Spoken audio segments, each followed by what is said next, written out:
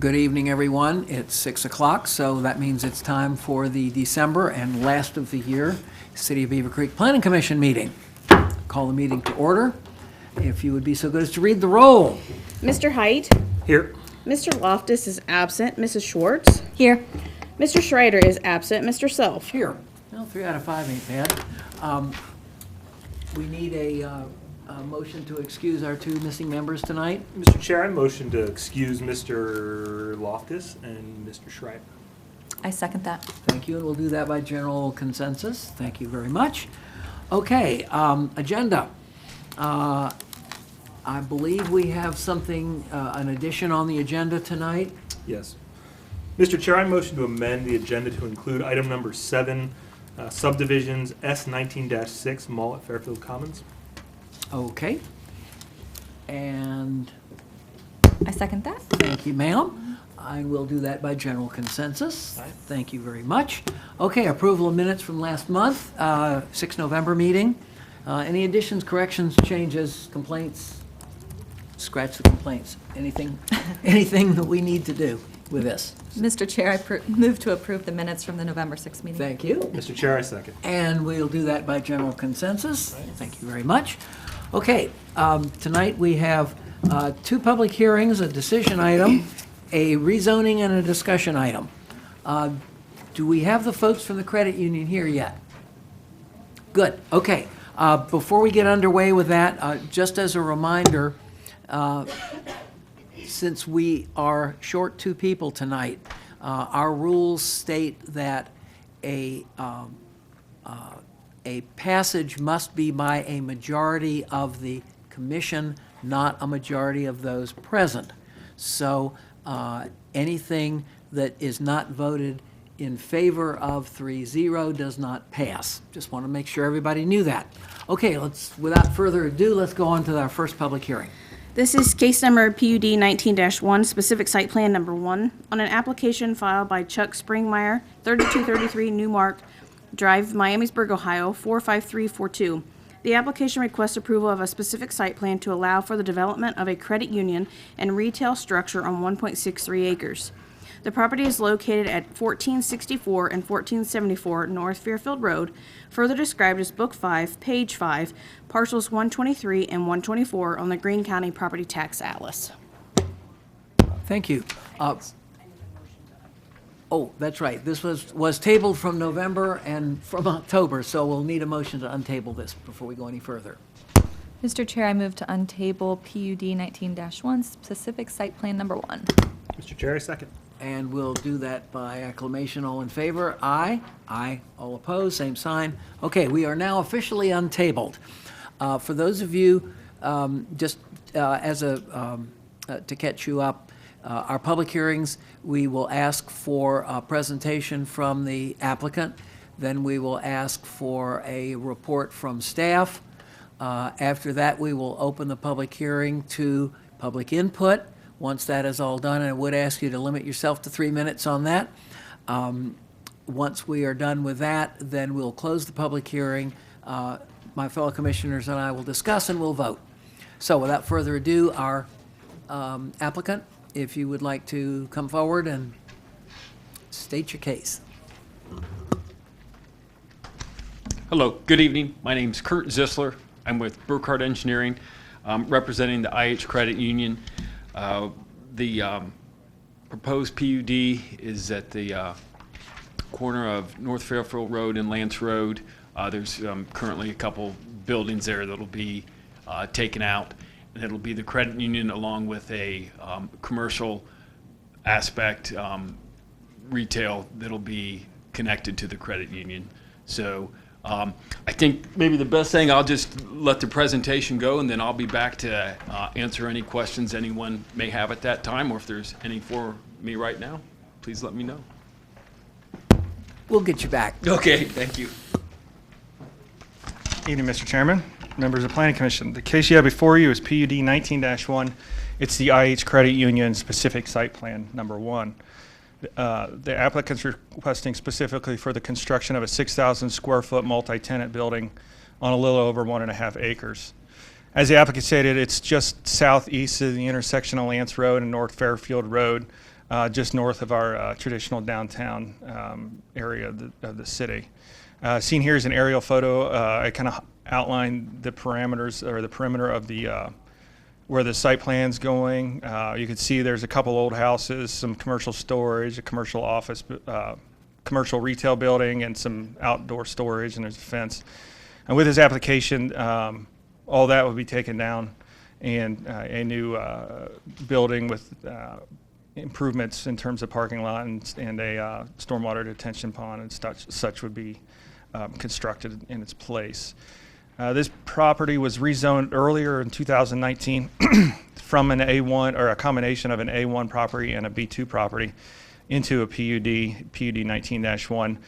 One thing is, the current boundary of the PUD at the time, they didn't anticipate this area being anything other than a detention pond when it was rezoned, but the site plan has been amended some to include the driveway and the future ITM machine, or similar to an ATM machine, but the ITM machine within this area highlighted in red. So staff added a condition that prior to the release of any zoning permit, we can move forward with this site plan, but before we release a zoning permit with this for any of the construction, they have to amend the PUD to include that area that's highlighted in red, so that there will be commercial operations in terms of the ATM machine and the driveway access in that. So we want to make sure that that was properly zoned. Seen here is the site plan. You can see the buildings located near the center of the site. They'll have two access points to the site, the main access being off of North Fairfield Road. It's a couple hundred feet south of where Lance Road and North Fairfield Road intersect at that traffic signal.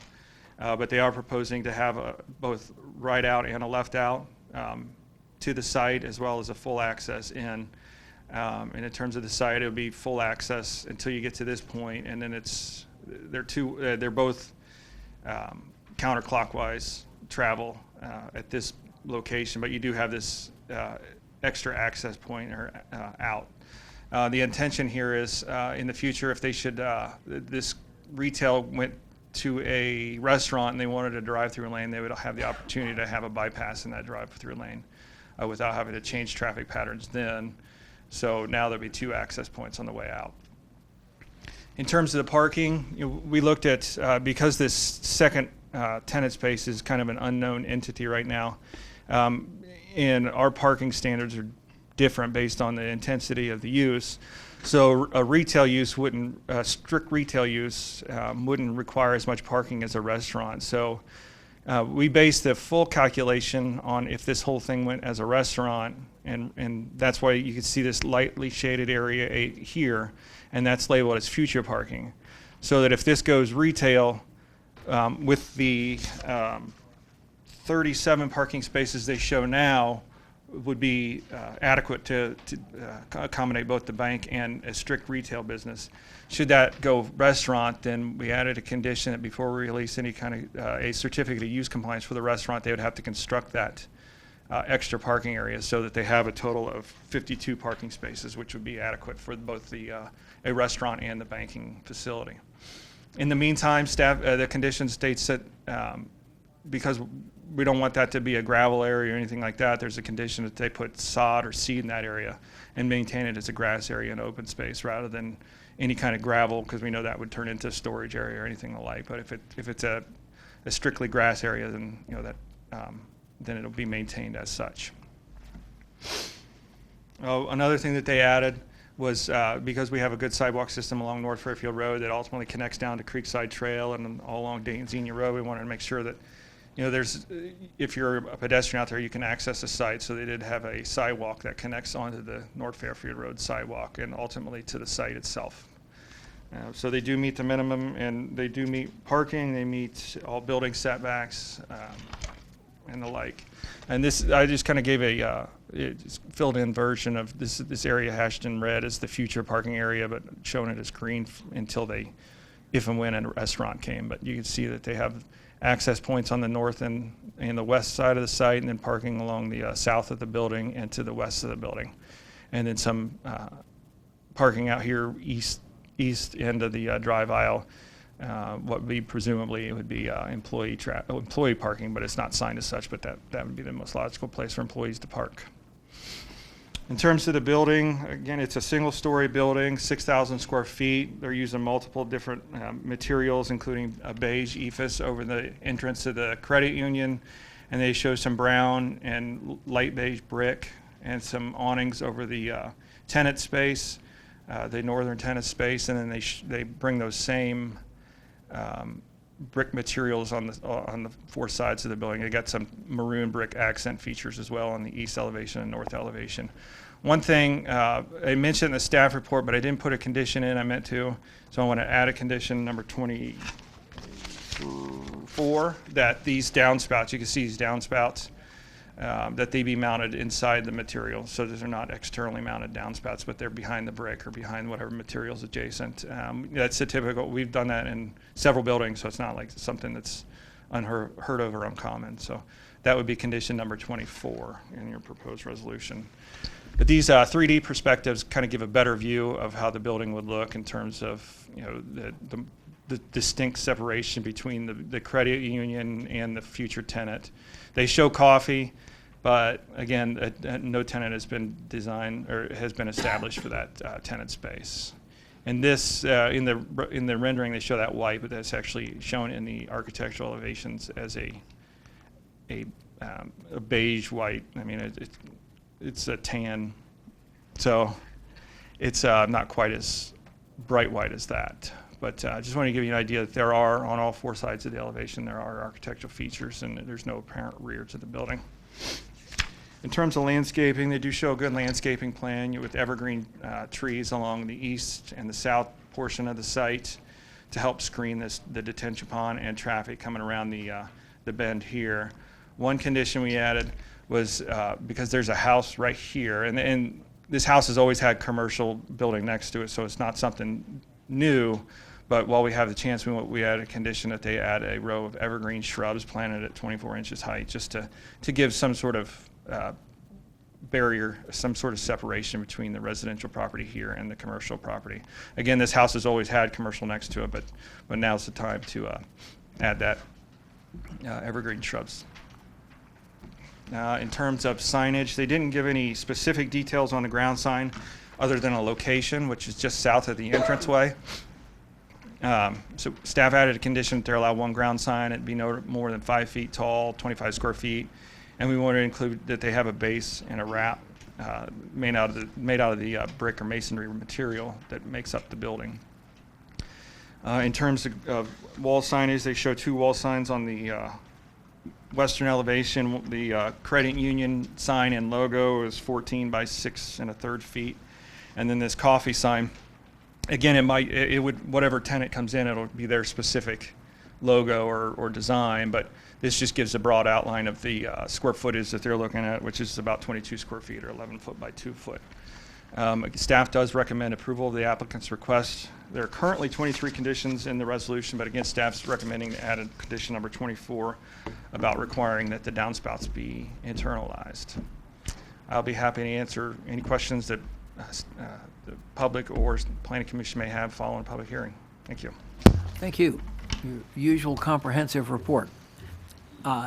As this is a public hearing, I will now open the floor to anyone who wishes to speak. Please step forward, and if you can limit yourself to 3 minutes, that would be just ducky.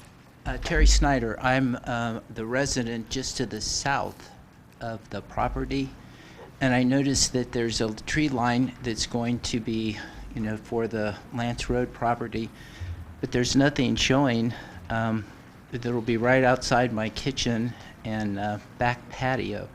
If that's going to be an ATM, I'm going to have cars driving in and shining all hours of the night across the back of my house.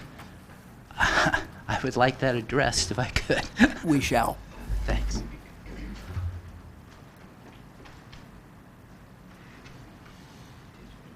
Others? Yeah, it's right there where that big circle is. It's rectory. These are 6 foot high trees that have been installed. Well, there's a fence that goes back there, but And I just wanted you to know that cars, especially if you're going to bring them in on Lance Road, they'll be shining constantly all hours of the night, right on my kitchen and back porch. We'll get into that in our discussion, not to worry. Others who would wish to speak on this? Last chance. Did we have any written input? Okay, then I will officially close the public hearing, and I will turn to Ms. Schwartz.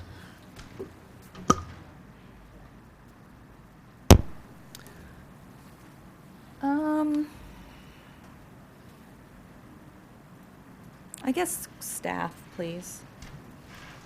I don't really know who this question should be, or who these questions should be directed to. Yes, ma'am? Can we go back to, nope. There. I guess I'm kind of confused as to the parking situation and the one-way street. So I guess my first concern is, say someone comes in to go to this commercial retail and all these parking spots are taken, then what? Then they would, they would go to all of the parking spots are taken? I mean, if these are taken, you back they turn out? left, and all of these are here. All of those are taken. I mean, you would, you could turn around and come, use the parking spaces on the south of the building. If you go to the traffic pattern, I think it makes more sense. Where the, I mean, Can you I had put the up- same question as Can you you put had. up the drawing that shows the traffic pattern? There you go. See, it's all, yeah, it's all two-way except the north access. right. And then we Those put a Is this the spots. same concern about that we had at Panera where, yeah, I mean, we can, this. My concern is the two one-way streets. So if we have a drive-through going here and we have people able to go over to the left, it just seems But it's only that, problematic. It's only that it's only that north drive Yeah, that is one way, yeah, got it. but the rest of it's two-way. I got it. But someone's going to get trapped when they turn left there. It just doesn't seem logical to me. Perhaps that's my problem, but okay. My second question is, why are we waiting to put parking here in the back? Well, if this goes pure retail, the required parking is much less for Yeah. a pure retail than it is for a restaurant. So this is more of a, if necessary, if they go restaurant, then to make the parking counts, that this will have to go. But we want to maintain as much green Okay. space as we can in the meantime. Well, is there a reason that we wouldn't pull these parking spots up to the back? It seems bizarre It that just they're has to kind do of- with the traffic patterns, and these are drop-off areas, and you would maximize the future parking if, because the parking is also going to go down here and along the building, and then this will be the drive aisle. if there's future parking, but right now we're Right. saying we don't know. In the meantime, this whole area is going to be grass. Okay. My next question is with the building color. We're certain that's going to be a beige, not a white like the Premier Health building? I mean, it's not going to be a bright white. It's an off-white beige, yeah. Okay. And then my last question is, I know initially there was a plan for a retention pond. Is that no longer? Or There's did still, I miss it? there'll be a detention pond. It's back here. Oh, so it's still going to be on that back Yeah, side? it's a Okay. dry pond, so it's not going to retain water. Okay. It's just going to detain it until it slowly trickles out into our drainage system. Okay. That's all the questions I have. Thank you. I don't have anybody else left, so. Good afternoon, good evening. Evening. All right, so going back to Ms. Schwartz's traffic pattern. If you can go back to, I think the only request is that you get rid of that northbound, those 7 slots, the 7 parking spots there. Get rid of that northbound turn left arrow. Does that make sense? That way the people that are coming, the 2 people that are coming in on the So northern make this yes. Point it the other direction. make this a right only. Yes, sir. When you're coming in. Yeah, that way Yeah, I you're. can talk to, I mean, I can talk to the applicant, that would make sense. You That can just either go stops everybody straight from- or right. I mean, They see a place. I could talk to the applicant about it. It's a long drive around the whole site if you want to go to the restaurant. Right. That's But the only- I'd be afraid that otherwise there wouldn't be signage that people would see, and they'd all just turn right into that one-way street, right? I mean, if they're Well, not this paying is attention. two-way here. No, I know, but if they Right. took a right there because they're Okay. not paying any attention, So you're talking about putting a sign here? I'm just talking about getting Or- rid of that one northbound arrow. Make that So entire that- northern pass just one. Okay, I see what you're saying. Yeah, I can certainly talk with the applicant and make sure they're go with that. If not, if worst comes to worst, I can have them stripe this spot off as a turnaround area. Something. I mean, if that's enough, I mean, so if you're pulling in and there's no parking spaces, you can pull in here and back out and then leave. We have such a large space here. I guess I'm confused as to why we're trying to squeeze everything in that corner. It's because of the parking requirements of restaurants are pretty, Well, the other possibility is, until that is a restaurant, you can simply have those 2 lanes on the north side going either direction. I just think switching traffic patterns, because it may go restaurant day one. It's undetermined. It's not like they're going to build retail and then change it to a restaurant.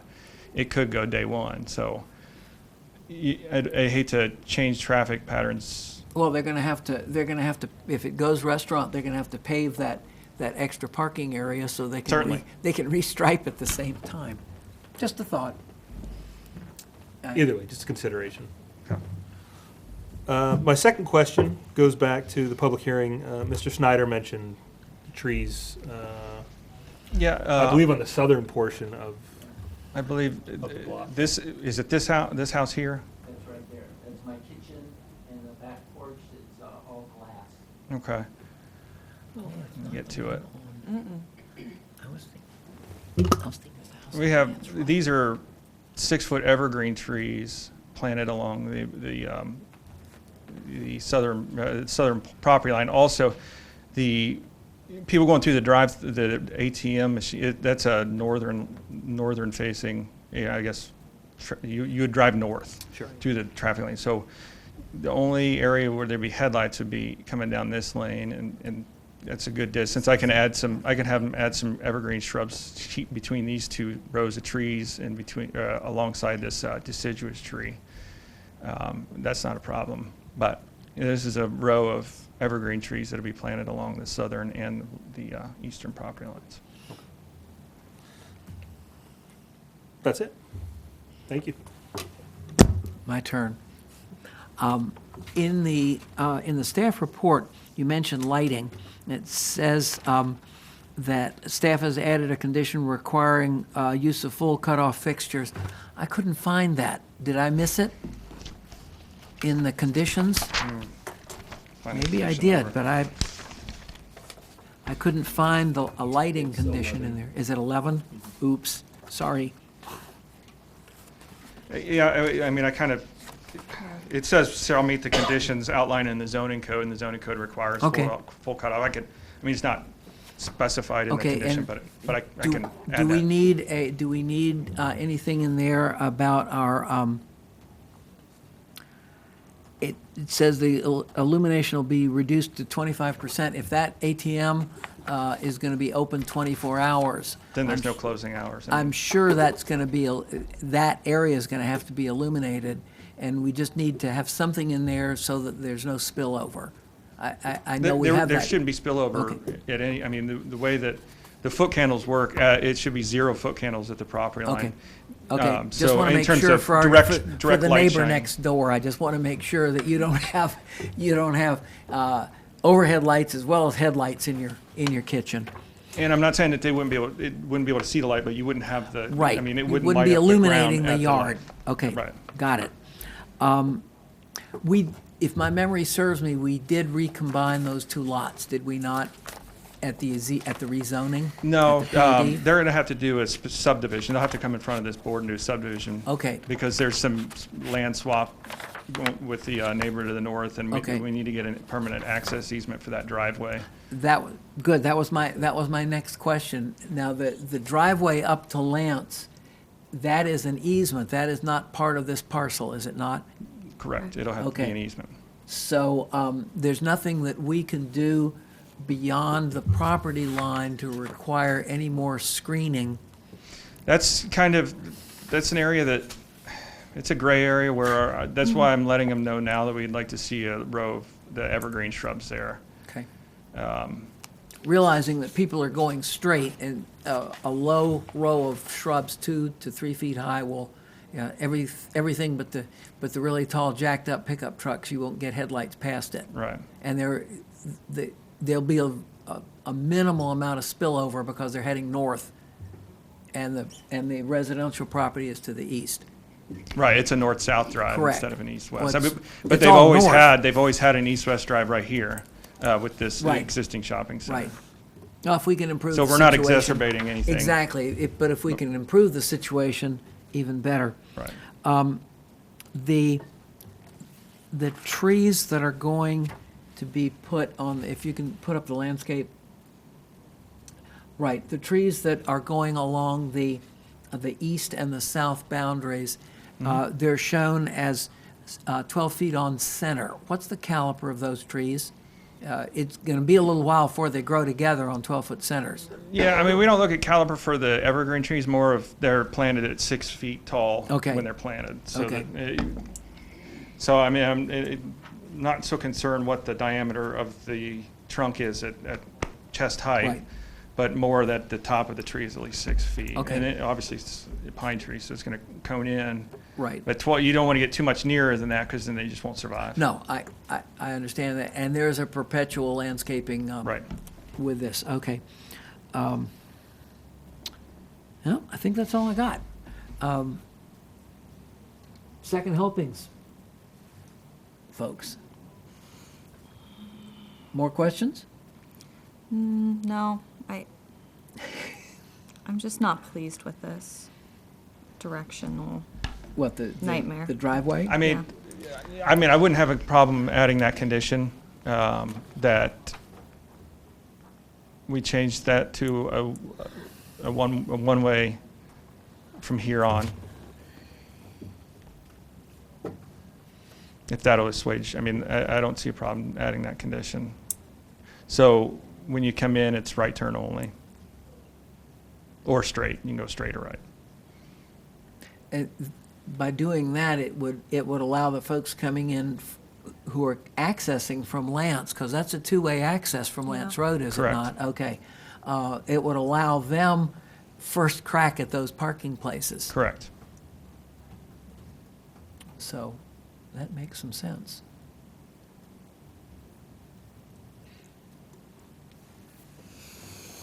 Okay.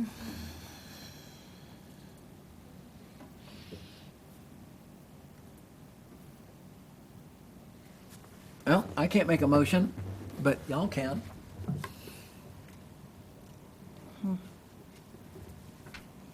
So we have to make a couple motions to amend, right? You want to make an amendment to? If you make a motion to approve the resolution with an added 24th Yeah, condition. yeah, you can do that without having to do it both ways. Unless you want to add a condition about do we need to add a condition for the right-only coming in from Fairfield?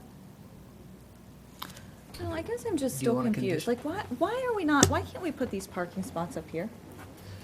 Because if they're not needed, then, Then we start the green space back here, right? It's just a They're matter the same of, amount of parking spots.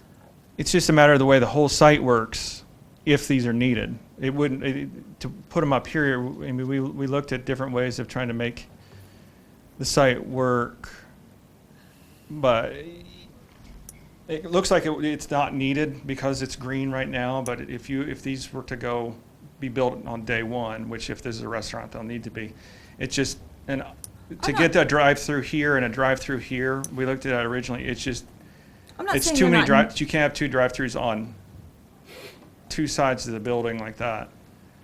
Oh, so you're saying because we couldn't move these here because we would have to put. Because if A this through parking lot's there. built, this is going to be a concrete or a landscape bed, so that people aren't pulling out into this drive aisle. It's just the flow of the site. you're going to have to leave here and then make this kind of U-turn to get out. Because originally we looked at it with a drive-through, the bank drive-through with the traditional. Yeah. And I just couldn't make it work in my head how you're coming out here and you're waiting for this drive-through to clear. So we kind of had to come around this way, and it was just a challenge with 2 drive-throughs on one building, and especially with the drive-through being on the north side. Putting the extra large parking area out here, the building would end up being 150 feet back off the road too, and that's not Like it is now. Correct. it just wouldn't look, I mean, to have the building that far back wouldn't be as, it's not the direction we want to kind of head with more parking to the rear. Okay. Do you want to add that as a condition or leave it up to staff to We'll leave it up work to staff. Okay, They can work it. okay. That's Then I fine. need a motion. I mean, I'm more concerned about the lack of vacuum tubes.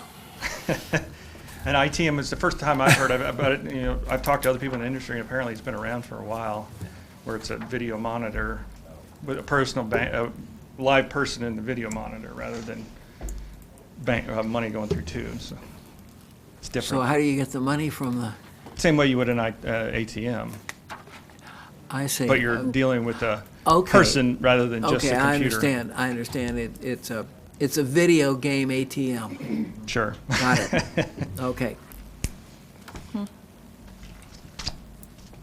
Mr. Chair, I make a motion to amend PUD 19-1 SSP number 1 to include condition number 24 requiring internal downspouts per the staff report, and we have this language in other.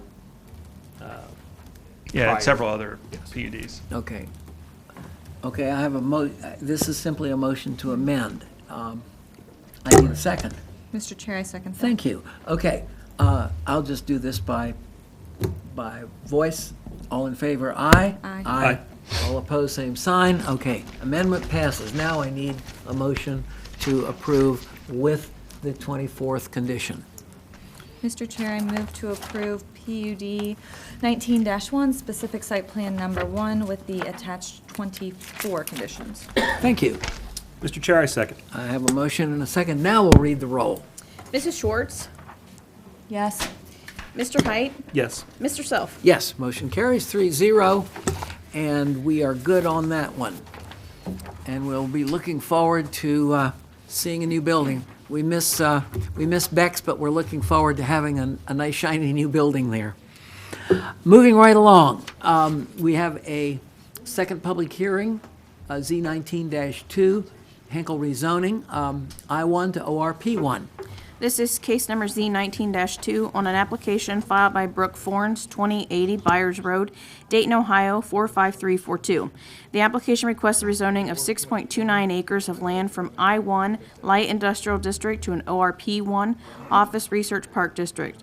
The property is located on the north side of Executive Drive, approximately 200 feet west of the intersection of Oak Court and Executive Drive. The property is further described as Book 2, page 6, parcel 22 on the Greene County Property Tax Atlas. Thank you. Same thing as before. It will have a presentation from the applicant. Then we will have a presentation from our staff and then open the public hearing.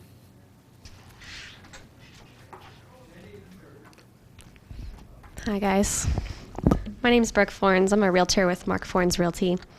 We're in charge of the sale of this land, and we've recently gone through a few ideas that we just did not think would match the integrity of the park, and a lot of that comes down to zoning. It's zoned for a lot of different things that wouldn't actually go with a lot of what else is in there. A lot of it's like quiet office, and the buildings look really nice. The current zoning is industrial, so things like car washes and anything like that could go there. And the owner's getting older, and he wants to make sure that if the land doesn't sell before he goes, that whatever does go there goes with the park, because he sold a lot of that land and he wants to keep the integrity of what's there. And He's just a great guy for thinking that way. So in the event that something else would go there later on, we want to make sure that it's zoned appropriately. So we want to change the zoning from I-1 to ORP1. So that's about it. Thank you. Thank you. Chairman, members of the commission, as was presented, I think it's pretty thorough as to the reasoning behind this request. It wasn't initiated by the staff, but it makes a lot of sense to us. We had absolutely no opposition to the request when it came in at the inquiry stage. We thought it was a good idea based on some of the other events that have occurred over time in this vicinity, not necessarily this park, but in the adjacent areas where there was perception, whether it be real or unrealistic, as to whether a certain use would fit into the properties that are located around it, which would be defense contractors, companies of pretty significant standing within the community. They want to make sure that they are out in front, and I think by Mr. Henkle taking this proactive approach, he's really protecting not only his land, but he's also protecting the people who purchased land from him before. Because I think it may even come from some preliminary inquiries, and some people were looking at utilizing the site. We've had anything from dog parks, doggy daycares, things that are allowed in an I-1 that may or may not necessarily fit in well with this park. And so I think by taking this proactive approach, we have absolutely no opposition to it whatsoever. We're recommending approval of it, and the conditions are none because it is a straight zoning district, so they are as they are in the zoning code. So if you have any questions, I'll be happy to answer this after the public hearing. But there is also, just wanted to mention, it is also consistent with the land use plan for the area in terms of the office, manufacturing, research park type uses.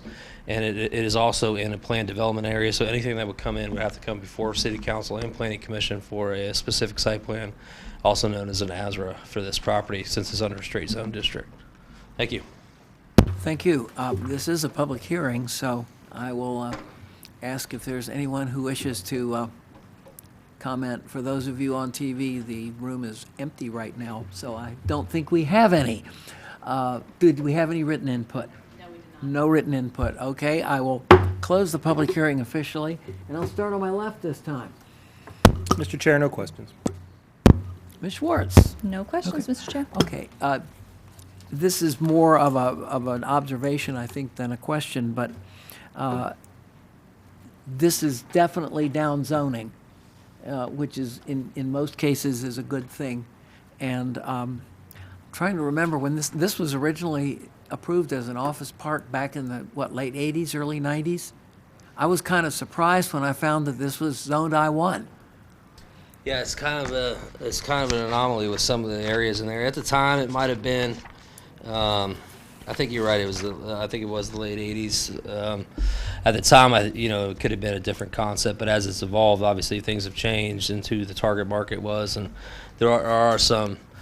It's happened all throughout the area with the research park. ORP and RP1 zonings are fairly new, so they weren't really even available, I think, at the time. So when they're looking at appropriate fits for a business park such as Apple Valley or Miami Valley Research Park, the uses tended to be more all-inclusive with the I-1 as opposed to restricting it to commercial or office only. So that's why these categories were created for the office. ORP1, the office research park, and then the research park were created later on, and those seem to be more appropriate. So it may not be the last time we see something like this, but a lot of times the I-1, like under the I-1, we've seen ATK became orbital ATK, now it's north of Grumman over there. So it does allow for these type of uses that are ideal, but just doesn't necessarily prohibit some of the ones that aren't. So those two zoning classifications came at a later date. I think that's how it got the hodgepodge zoning that's over there. Okay, good. Thanks for the explanation. Okay, folks, if you have no more questions, I need a motion and a second, please. Mr. Chair, I move to approve Z19-2. Thank you. Mr. Chair, I second. I have a motion and a second, and we'll read the roll just to make it official. Mr. Height. Yes. Mrs. Schwartz. Yes. Mr. Self. One motion carries 3-0. And we are now to our decision item. We have one decision item, and that's the Beaver Valley Shopping Center signage. And I believe we have a staff we still have a request to table this indefinitely? What's the status on this? Yes, we would like to table it indefinitely. So Okay. we're not going to move it automatically to the next agenda until we hear back from the applicant in terms of, we haven't really heard anything from the meeting a month ago in terms of trying to get to our architectural standards. Okay, And just on the point of order on the agenda, I think we might have moved the decision item for the subdivision under item 7. I think we need to move that under item 6 as a decision item, not a discussion item. okay, correct. So we actually have two decision items, this one to be tabled, and then the other rezoning that you gave us tonight, the S19-6. Okay, well, we'll need to vote on tabling the PUD 19-1 PUD 519, mod 819. Mr. Chair, I move to table PUD 519, mod 819 indefinitely. I second that.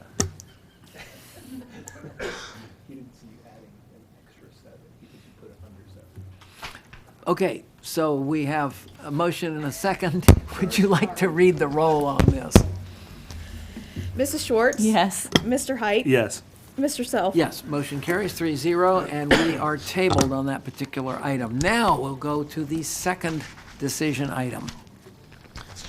Thank you. Sorry for the confusion. We didn't really catch that early enough. But what we're here to tonight is considering with the subdivision is the mall continues to look at some of the workings of how the property's handled out there. We've recently seen some transaction of some of the outlots to individual owners or the owners of the properties. That's kind of what we're looking at here this evening was to help them work within a time frame for selling this is the Jared Jeweler building. So what they're proposing to do is kind of split that one lot, and again, you can see this lot is really not buildable as you get down here, but they want to split this one off for sale. It's a PUD, meets all the conditions. There's nothing that would be contradictory in existing zoning. The ownership doesn't really matter. It's still an outlot.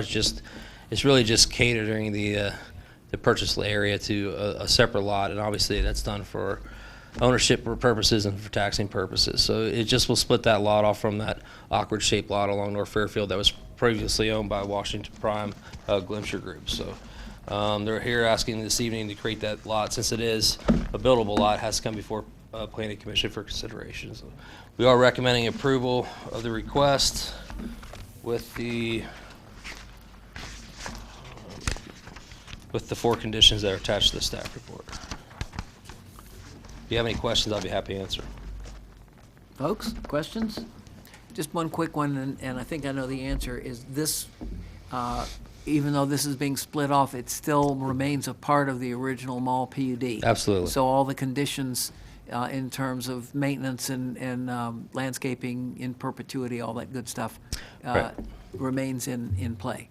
Yeah, it's similar. It's kind of evolving. It's similar to when the Galleons, Dick's came in, or Macy's. You know, I think when Macy's went in, they wanted to own their own property that they were on, and it still didn't change the overall governance of the Right. of the And property same with, itself. the same with the hotel, Right. same situation with that? Well, Or yes, is- same with the hotel, although the hotel is still under specific site plan regulations that are above and beyond the mall properties. The underlying Okay. zoning stays the same. Okay, And there are some minor modification conditions that are approved on some of these outlots that will hold true with the property. None of the previously approved cases are being amended by the creation of this outlot. okay, good. Thank you. Thank you. Okay, folks, this is pretty much a simple lot split, so replat. Mr. Chair, I move to approve case number S19-6 with the attached 4 conditions. Thank you. Mr. Chair, second. I have a motion and a second, and we'll read the roll once more time. Mr. Height? Yes. Mrs. Schwartz? Yes. Mr. Self? Yes, motion carries 3-0. And we are down to our last item, which is a discussion item having to do with some proposed changes to our land use plan. Mr. Burkett.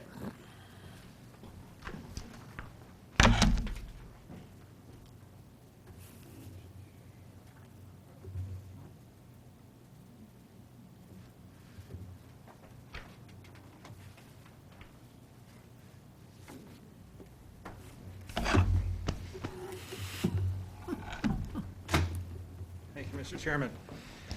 As Planning Commission is aware, the last time we got the land use plan approved was in 2015. And within the document itself, there's a suggestion that it be updated every 5 years. And so we're coming up right on that about 5-year mark. So we've started, staff started thinking about, what amendments or how we see the land use plan and any changes we thought to the existing land use plan that was pertinent.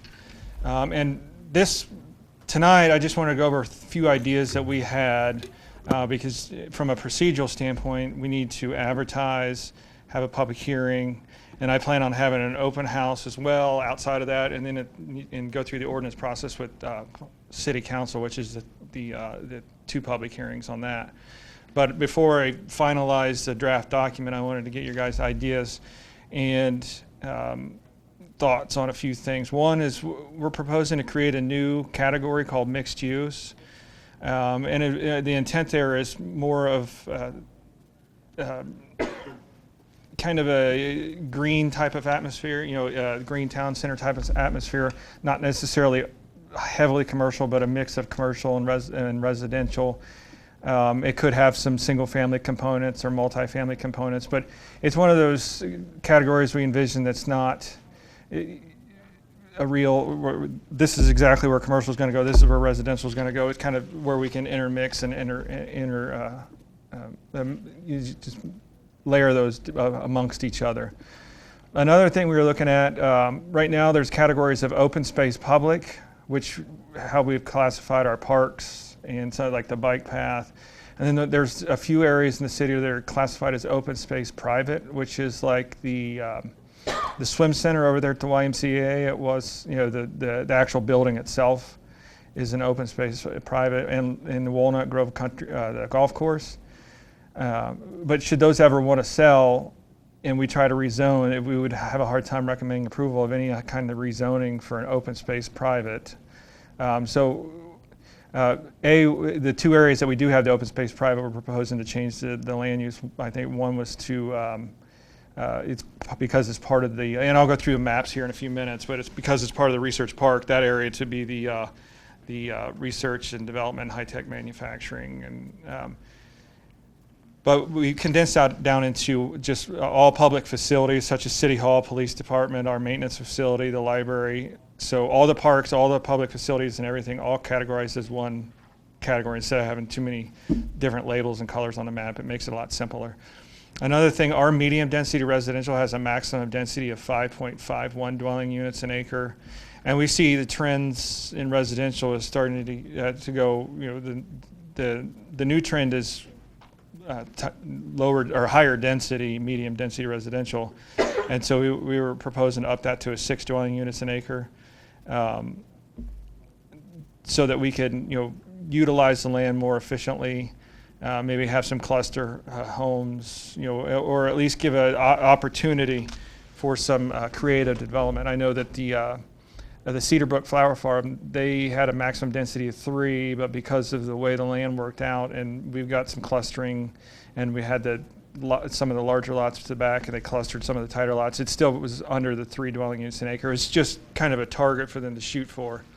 And so we're looking to increase by a half a dwelling unit per acre of the medium density. And then there's some certain VPAs or vacant planned areas throughout the city that are either no longer vacant or they were getting so small that it just didn't make sense to call them out or have any kind of special overlay on those vacant planning areas. So I've got a list of all the VPAs in your memo, the ones that went out.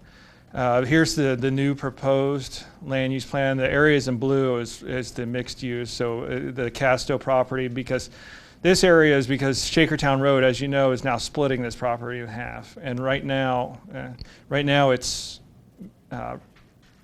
research and development, manufacturing, high-tech manufacturing. And then the area to the south is recently approved store and lock with office park, but that's a mix of research office. And so, because the road splits this, and there's residential just to the east, and single-family residential just to the west, we envision this more of a mixed use where you can have some lower density residential transitioning, but a final design obviously would be 5 steps from now. But in order for us to rezone to anything, we need to have that mixed use. And same thing with the Durnball property down there at Indian Ripple. And then also this area that's just to the west of us now, including the City Hall. Right now it's all office and research, and we want to, because of the frontage on the bike path, there's opportunity for some residential mixed in with retail and office because of that. Same thing with Mission Point. Right now the zoning actually allows for all the uses: research, office, retail, and residential. So we're kind of going in line with that, but it just made sense. And everything south of Colonel Glenn, that is between Colonel Glenn and 675 is also. Right now it's research and office and high-tech manufacturing.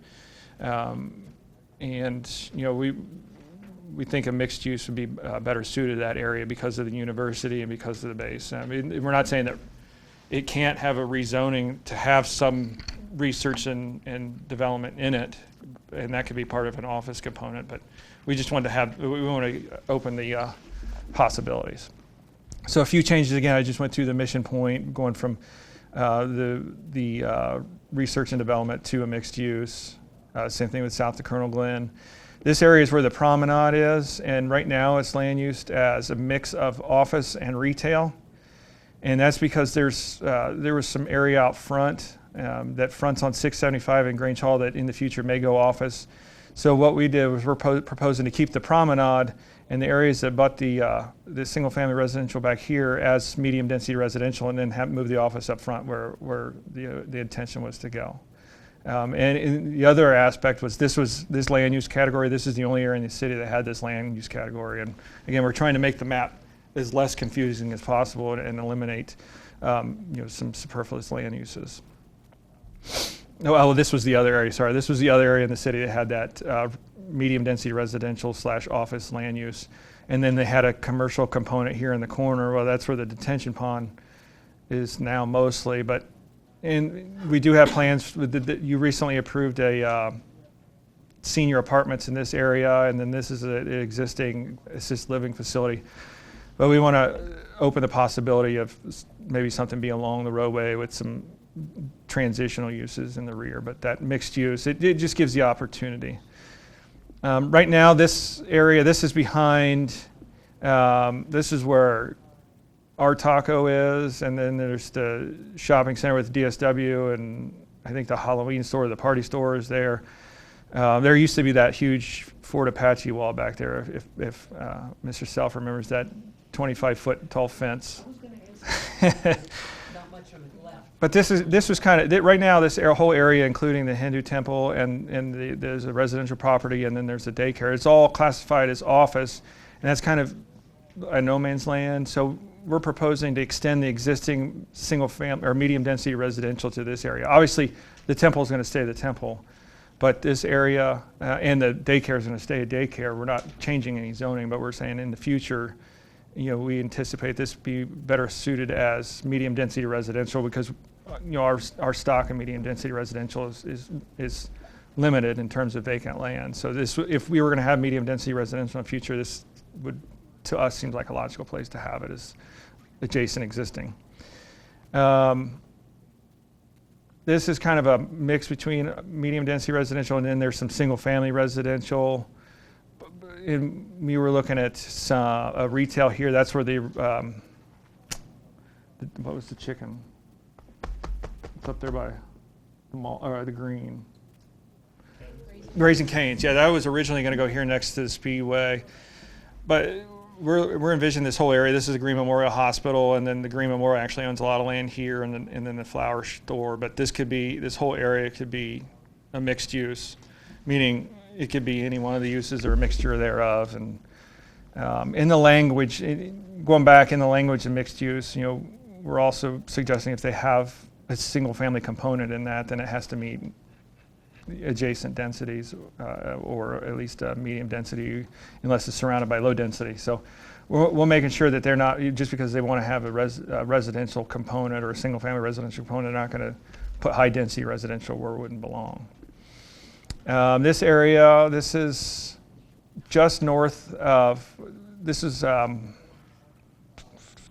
where Lance Road, let me get my bearings here. Lance Road is going to punch through. This is the Rock Drive Medical Office Building that was approved last month and still going through City Council, or no, it just got approved by City Council last month. The area to the north of it that abuts North Fairfield Road, there's some vacant lots out front here, and being along North Fairfield Road, there's an opportunity for some neighborhood commercial, which is our least intense commercial uses, so like a B2 type of uses, B1, B2, so it would be banks, doctors' offices, things like that, not intended for intense community-wide or regional-wide retail, but changing that to a neighborhood or community, neighborhood office or commercial. We talked about, this is where City Hall is and the property near it, about that going to medium density residential. Again, the golf course, the private Walnut Grove golf course, if they ever wanted to sell, we couldn't rezone it to anything right now because it's land used as open space. So it makes sense to have the existing research and development, high-tech manufacturing, light industrial, to have it land used as that, so that the entire industrial park goes north all the way from the highway to the Grange Hall. And this is just along Patterson Road. It's kind of there's a large lot, they're older homes, and it's got research and development all around it. So we thought it would make sense if somebody wants to sell their house in the future, or as part of a larger transaction, there's the opportunity there. Right now, it's obviously zoned for residential, and they can continue to use it as residential. This is just in the future, if this whole area goes into research and development, and they have the opportunity to be a part of that deal if they choose to be. This is the YMCA, and right now it's the private, and so we're proposing, because there's pretty much an office building there now, it should be office on the land use plan. This is the nursing home. It used to be Crestview Manor. They're at 675, and it's office on our land use plan now, but it fits more with neighborhood or a community commercial and office rather than straight office. So those are just some of the changes that we're proposing. This is the Casto property, and again, Shakertown Road is going to be splitting that this way, and instead of trying to separate the uses based on the split, you might want to have some retail on both sides of the road, or just gives the opportunity to be more creative with development. So that's why we're proposing the mixed use there. But those are the significant changes. Just seeing if you had any comments, questions. Obviously, you don't have to give anything tonight if you don't, or you can obviously email me, because this isn't a public hearing, and there's no one in the public to ask any questions anyway, and this is there's no public comment period for tonight, but we will have a public comment when we move forward. So if you think of something in the next month, I'd like to bring the document forward next month. And I think Jeff had some additional information. Yeah, I just wanted to kind of establish a different kind of mindset from what we're hearing out there, and it's just for food for thought in terms of we stayed pretty classic in our transitions to the land use plan every 5 years, and as you know, we've opened the door a little bit more to amending it on a more frequent basis as opposed to holding it as the letter of the law for 5 years. But a lot of discussions going on around the community about our aging population, and as maybe most of you know, there's a big gap in the workforce at the base. There's big gaps in workforce in a lot of industries around here with the defense contractors, supports. So we really have to start looking at areas where we hold our integrity of the city and not compromise anything that we've done in terms of what the expectations are for our residents. But really, where can we look to be more creative, get more progressive with our land use plan? What areas of the city would we think that there are opportunities for that, really, to help support the base? We've had meetings just as recently as Monday with all the jurisdictions, and Congressman Turner and everybody was just represented, a small meeting with the representatives around the base, Heber Heights, Riverside, Beavercreek, Fairborn, and Congressman Turner about what he's hearing from the base in terms of what they want to see to kind of cater to the needs, so we can put ourselves in a good position to keep the base growing. And we had a discussion about attracting the young professionals to backfill these jobs that are coming in when people are retiring, to keep a quality workforce to help support the missions at the base, and also help attract the defense contractors and really anybody who supports the activities of the base, whether it be on base, off base, and provide amenities to also just attract young professionals to stay here and not want to get out of high school or college and go somewhere else. So would never propose that we look at certain areas like like in the middle of the south part of town and say let's look at doing something creative here like they do in the big urban areas. But I think up around the base or up around 675, down by the green, if you guys have any thoughts or ideas where we think we can get a little more outside the box, or thinking even if it's in the language, to open it up to say, look, we can consider other things on this property should those be appropriate or be brought forward. We can establish this as the guidelines, but I think we can also use some language in there that opens it up to creative possibilities, a little more progressive than what we were used to, as long as they're in areas that won't affect the integrity of what we're trying to do here in the city of Beavercreek. So I encourage you just to take a look at it from that perspective as well, along Colonel Glenn, along the base, maybe along some of our corridors where we have opportunities to try to backfill some of our lacking areas for young professionals that are attracted, not the 20,000 square foot lot type develops 3 units per acre. That's not going to do it. I mean, they want walkability. They want proximities to the amenities that they want to work. They want to be able to walk somewhere after work, walk somewhere to lunch. They want to get together with their buddies afterwards. We've seen a couple companies move downtown because they're young, they're creative kind of design corporations. They moved from Pentagon downtown because they said that's exactly the reason. So we want to make it a little more progressive in terms of meeting the needs of the young professionals, attracting them to stay here and work on filling that gap in the workforce, so we can stay sustainable over time. And all I'm saying is just keep that in mind when you're looking at properties, and we'll work with some language and suggest if you think that's appropriate for those locations. Okay, thank you. Thank you. Comments, folks? So this is just the land use plan. So if someone wanted to go into one of these lots, it would have to be rezoned, correct, or not? If what they're wanting to do doesn't match the current zoning, then yeah, it would go through. It's just, the land use plan is our guiding document. It's idea, where how we right. can recommend approval or not recommend approval of a rezoning request. In the past, speaking from a little experience on this, in the past, it tends to tell potential developers what the planning commission and city council may or may not approve. And it has, I know for my time on here, it's been very valuable, and I know staff will probably back me up on this, that when we've had some fairly outlandish proposals for parcels, staff can say, well, that's not what the land use plan that was very carefully developed and has been approved by planning commission and city council and the citizens, that's not what they had in mind. You can bring it forward, but it's not what we've planned. I've had that discussion several times down in our conference room about, hey, I know this is what you want to do, but I can't recommend approval of it. And I've spared you guys a lot of the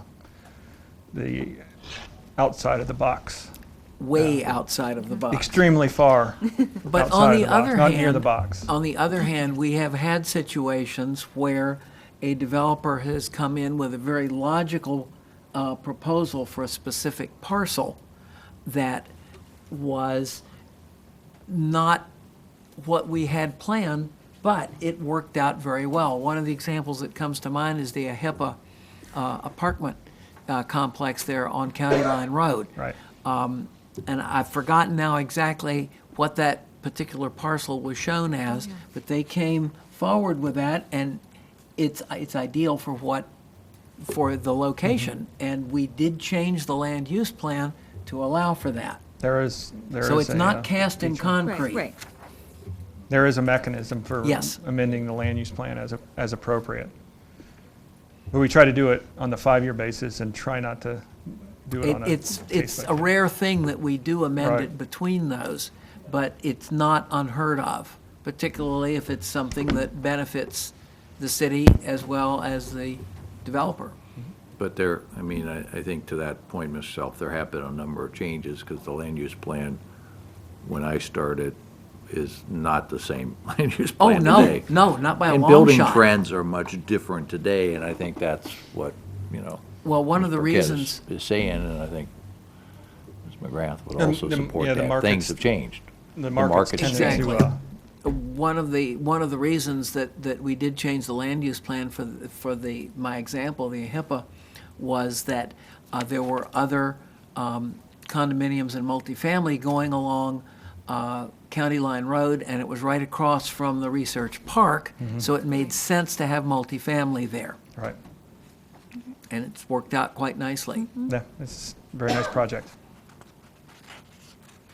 So if you guys think of anything in the next coming weeks and want to give me a call or send me an email or anything like that, feel free.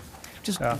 just one thought, and that is, you need to assure the folks who have private open space that changing the name of the zoning doesn't mean they have to open their public space to the public. Oh, no, it's just a matter of It just, if they no longer It's want to gonna use it make as people they're using nervous. it. But if they want to sell it, Correct. how would we Understood. anticipate the future buyers? And we're not saying that understood. Just as long as you make Walnut that, Grove does not have to go allow public in if they don't want to. right, make sure that is known to not only the property owners, but to the public in general, because it could be a little confusing. We don't want to create that chaos. No, definitely not. Other questions, comments, folks? Okay. Very well done. We are fresh out of agenda, so I'll have take a motion to end this meeting. Mr. Chair, I move to adjourn. Mr. Chair, I second. And we will do that as of 7:08. Thank you.